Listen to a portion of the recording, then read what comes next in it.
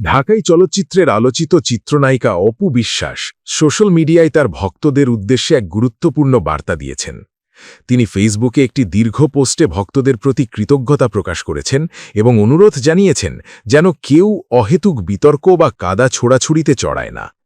অপুর লেখায় দেখা গেছে তার দীর্ঘ চলচ্চিত্র ক্যারিয়ারে ভক্তরা যেভাবে তাকে ছায়ার মতো পাশে রেখেছেন তার জন্য তিনি চিরঋণী। তিনি বলেন, ভক্তরা তাকে শুধু একজন শিল্পী হিসেবে নয়, পরিবারের একজন সদস্য হিসেবে ভালোবেসেছেন। এই ভালোবাসা এসেছে তার কাজের মাধ্যমেই তিনি ভক্তদের হৃদয়ে জায়গা করে নিয়েছেন। অপু বিশ্বাস আরও লিখেছেন, আমি গর্বিত যে আমার ভক্তরা শুধু সংখ্যায় নয়, তাদের শিক্ষা, রুচি এবং মার্জিত আচরণের জন্য অনন্য। আমার ভক্ত হওয়া মানে আভিজাত্য আর শিষ্টাচারের এক বিশেষ মিলন। তাই আমি বিশেষভাবে অনুরোধ করছি, আপনারা কারো সঙ্গে কোনো অহেতুক তর্কে বা কাদা ছোড়াছড়িতে জড়াবেন না।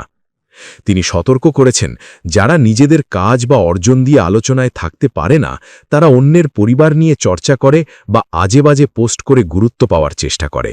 তবে অপু বিশ্বাসের ভাষ্য, আপনারা এত ঊর্ধ্বে যে কারো নিচু মন্তব্যের প্রতিউত্তর দিয়ে আপনার মর্যাদা ক্ষুণ্ণ করার প্রয়োজন নেই। যারা সস্তায় জয় পেতে চায় তারা কখনোই আপনার মার্জিত আভিজাত্যের নাগাল পাবে না। এ অভিনেত্রী তার পরিবারের প্রসঙ্গও উল্লেখ করেছেন। তিনি বলেন, আমার পরিবার আমার অহংকার।